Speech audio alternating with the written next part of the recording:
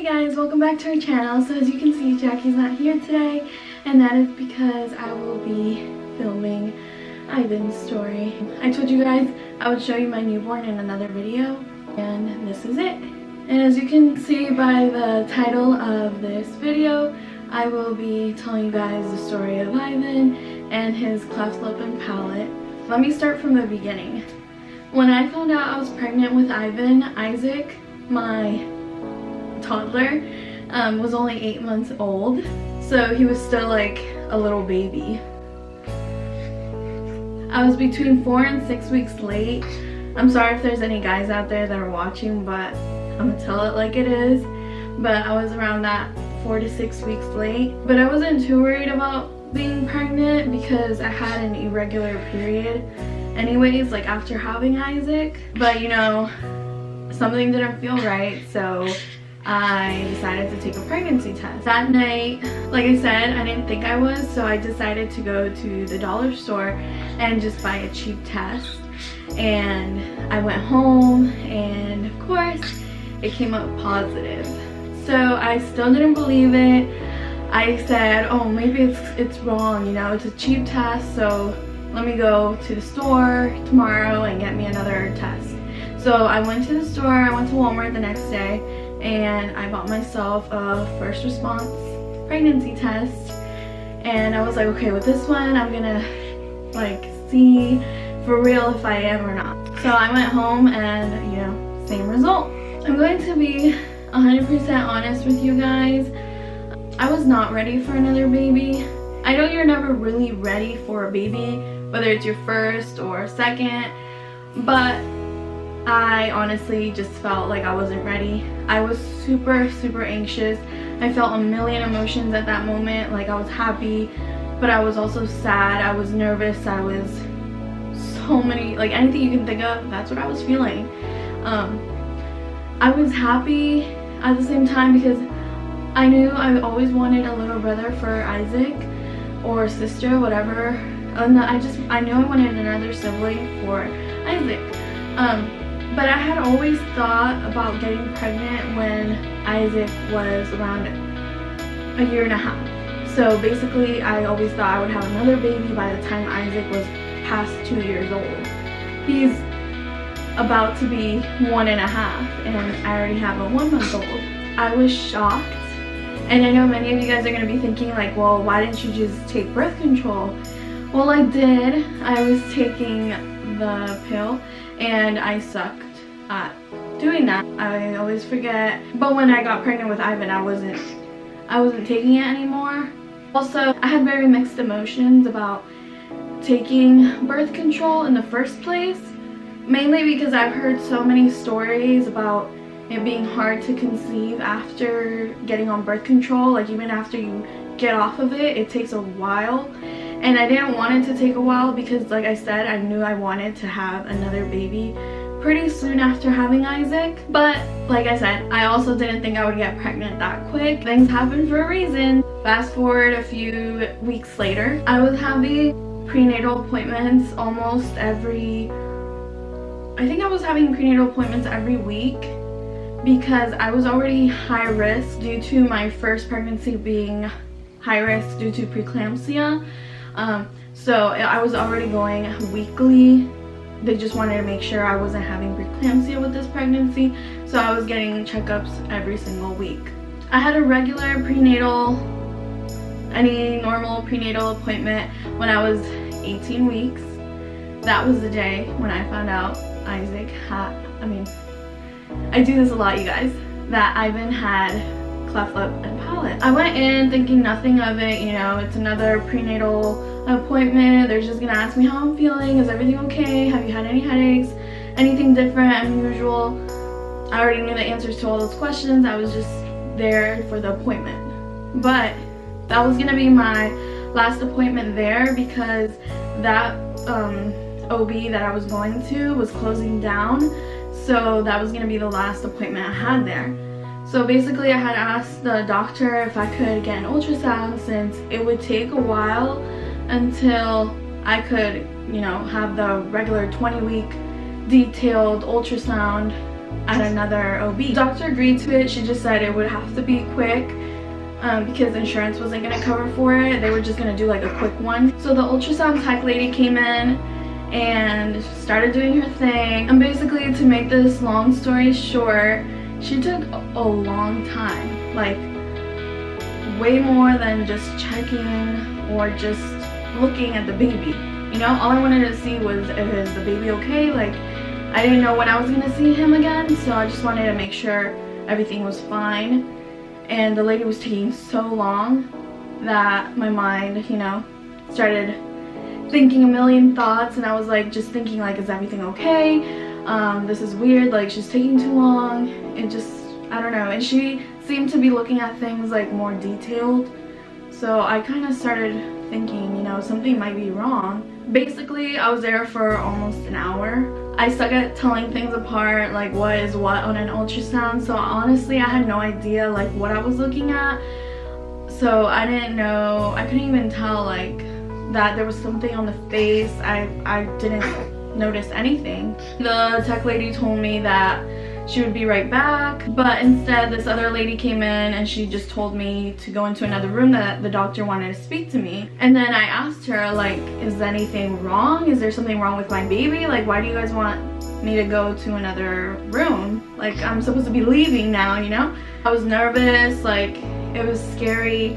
I asked her like a million times and she didn't want to answer me. She's like, I can't tell you, like that's what the doctor will go over. And then she finally just said, you know, okay, it looks like something was found with the baby in the ultrasound.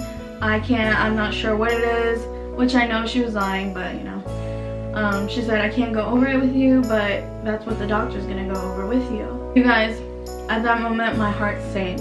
Like, I started bursting into tears in front of her.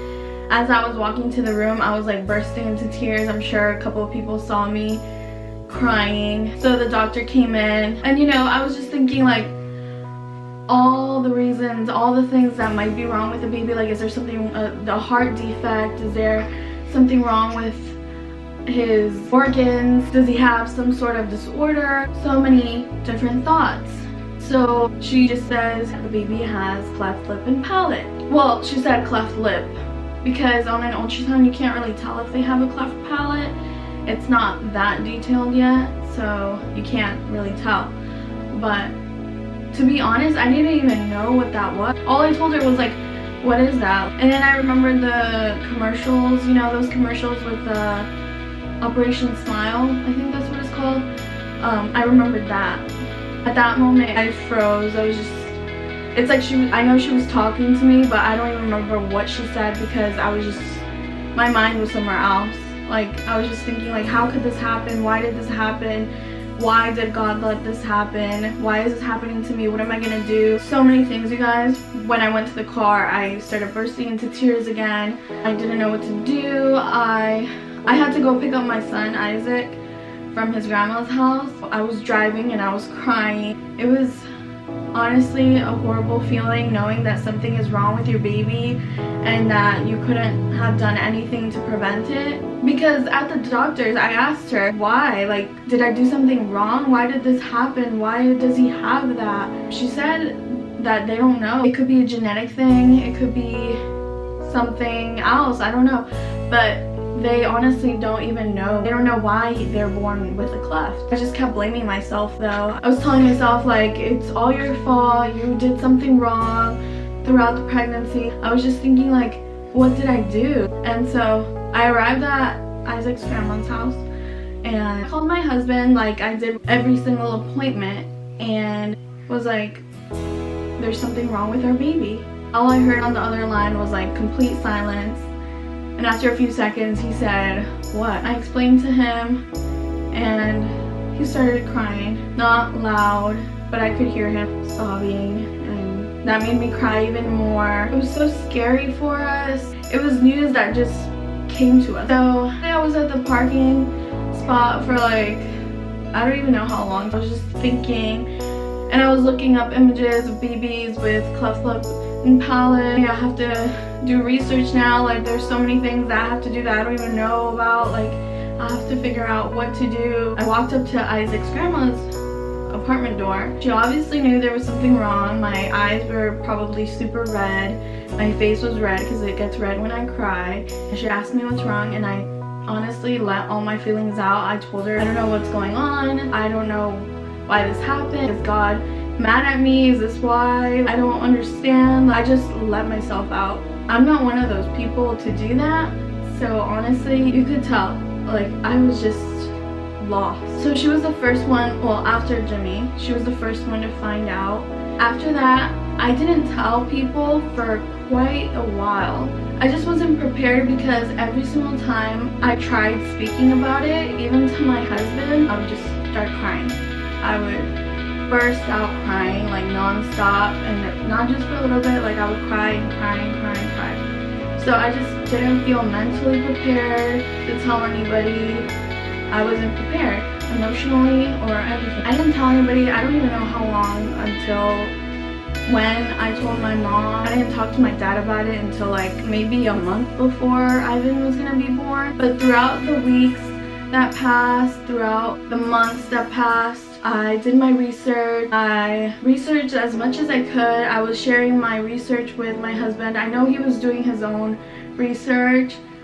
He's more to himself about feelings and stuff, but I knew he was hurting on the inside too. But we didn't really talk much about our emotions because I just didn't want to make it seem like it was a sad moment for us. You know, it's supposed to be a happy moment, a moment where there's a baby growing inside of you, so you just want to cherish every single moment of your pregnancy. But it was hard. We didn't know exactly what kind of cleft it was. We didn't even know if he had a cleft palate. I was going to a high-risk doctor afterwards. Like, I was still going to my regular OB, and then I was also going to a high-risk doctor because of that. And so every single week I was getting ultrasounds done, just making sure there was nothing else wrong, because that's another thing that they worry about when a baby has cleft lip and palate or cleft lip, is that there might be something else that's wrong with the baby. So they wanted to check and make sure that there was nothing else wrong with any of the organs, any abnormal thing going on with the baby. At first I was very nervous to go to those appointments because I didn't know what my reaction was going to be to when I saw the baby like that. I didn't know what I was going to do. I didn't know if I was going to cry. But to be honest, I was happy. I was happy every single time I would go to those appointments. I was happy because I was seeing my baby, you know. He's my baby. I love him. Anything about him, for me, nothing is wrong with him. He's maybe a little bit different, but to me, he's perfect. I think every mother feels that way about their child. I went in for my 38-week OB appointment, and my blood pressure was high. So they were getting nervous, maybe that I was getting preeclampsia. The lady was like, okay, I think today is a perfect day to induce you. I wasn't even prepared to be induced, or mentally prepared to get an induction again, because with my first son, I had an induction. And to be honest, I like inductions because I feel more prepared. Like, I was always scared throughout this pregnancy that I didn't know when I was gonna go into labor. I hadn't done that with my first son, so I didn't know. I was scared, like, is my water gonna break while I'm working? But then I was like, oh, okay, so I'm gonna have another induction. And she's like, yeah, possibly today. And I was like, what? She's like, we'll come back in a few minutes, check your blood pressure again, and if it's still high, then you'll possibly be having a baby, like today or tomorrow or pretty soon. So a few minutes passed, and the nurse came back in, took my blood pressure, and it was even higher, I think it was.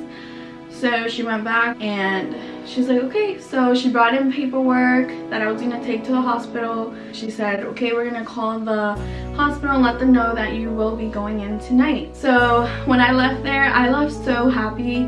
I called my husband and I was like, okay, we're gonna have a baby like either today or tomorrow, or I don't know, but pretty soon. I'm gonna get an induction just like with Isaac. So we're gonna see this baby like soon. My pregnancy was pretty easy, so it's not like I wanted to have him soon soon because like I couldn't stand it any longer, but I just wanted to meet this little guy. And so I was so excited. I remember that night my husband had a work dinner, like a Christmas party dinner, so we actually ended up going to that dinner. But after that we were just gonna go to the hospital. Like I wanted to go eat dinner, you know, I was hungry. I wanted to go eat dinner before I went to the hospital. So we ended up going to the dinner party, and then after that we went. I was given Pitocin. As soon as I got there, I was already at 5 centimeters dilated, I believe. 4 or 5, I can't remember. My camera stopped recording, probably because I was talking too much, but like I was saying, I was 4 or 5 centimeters dilated. So I was given Pitocin, but to make long story short, I ended up having Ivan the next day around, it was 12:59. He was born 12:59. He was 19.5 inches and he weighed 7 pounds 6 ounces. It was amazing. We were so happy, but I was so nervous. Like I know Jimmy was sending everybody pictures of the baby and I was just so nervous what people were gonna say. Obviously the people close to me, they're not gonna say anything, you know, I know they'll love the baby anyway that the baby comes out. But I was just scared to see people's reactions, and to be honest, that's why I didn't even post pictures of the baby. I didn't respond to a lot of people about the baby because, first of all, if you weren't asking me about my pregnancy, I wasn't gonna be interested in telling you about the baby being born or about the baby's condition or anything like that, because I was already very emotional about the whole process. So that's how I just felt about things, and that's how I go about doing things. I wasn't gonna be telling people, oh, my baby has this. I wasn't gonna go tell the whole world, because if you didn't care, why should I? So I didn't announce it on Facebook until his 1 month, and I got a lot of positive feedback, and I'm so grateful for all those people who support me and love my family. Like I could never have asked for a better support system. I just love my family. Every now and again I'm still nervous as to what people's reactions are gonna be, and I've actually had little kids say rude comments. I'm not gonna say what they are, but I have had younger kids say rude things about Ivan, and it hurts my feelings. But then again, I know they're kids, but it hurts, you know, either way it hurts, because it makes me think, like, is this what other people think, but they don't say it out of respect? It's honestly pretty sad sometimes. I promised myself I wasn't gonna cry in this video, so I'm not gonna cry. But it's your son and it's your child. You don't want anything mean, anything bad being said about your baby. So yeah, I have had little kids say stuff, but other than that, everybody's been pretty supportive, loving, caring. I'm gonna be honest, at first it was super difficult to get him to eat. He had gotten into a food aversion. Like as soon as I would even put him in an eating position like this, he would burst out crying. And I was so scared. I was thinking, like, did the doctors like do something? You know how sometimes they take him to the back and I didn't always go, or my husband didn't always go, and I was just thinking, like, do they force feed him, like, because they were just not patient with him? Is that why he has like this food aversion now? But he had it for a whole week, and let me tell you, that week felt like the longest week of my life. I cried so much because he wasn't eating well, and I was just scared he was gonna lose weight instead of gain weight. I was scared because he was always like sleeping. He wouldn't want to wake up to eat for his feedings. I would have to like try to force feed him because I needed something in his system. Like we took him to the hospital the next day he was born, because that whole day he barely drank like a few ounces. Surprisingly, in the hospital he drank what he was supposed to be drinking every few hours. So they thought I was crazy, and somebody even asked me, is this your first baby? And I was like, no, it's my second. They thought like, oh, like first mom, you know, first moms go crazy, like they're so nervous, they just come, you know. But no, like I knew that something was wrong, but he just decided to eat in the hospital. You know, maybe he just wanted to go back home where he thought was home, I don't know. But so yeah, he had built this food aversion. I took him to a place that's like an hour away to meet with a speech pathologist that would help me with his feeding, like teach me how I could feed him better. Maybe I was doing something wrong, like I researched, I looked stuff up, but honestly I think he just needed some time to get used to trusting, I guess, the person that was feeding him. I don't know, but I honestly think that something was done at the hospital that he didn't like, and he was just scared of the bottle because it was like as soon as I would put him in that position, he would just cry. So he uses like this special bottle that I have to squeeze to get formula out. That's the best one, that's been the best one for us. When he had that food aversion, I thought maybe it was that bottle because that's the bottle we started out with. So we tried the Dr. Brown's special feeding bottle system, but that one didn't work out that well. He did drink from it, but not as good as how he drinks from the other bottle. So that's what we did. And other than that, he's been gaining weight. I have his 2-month appointment coming up on Friday, on the 16th.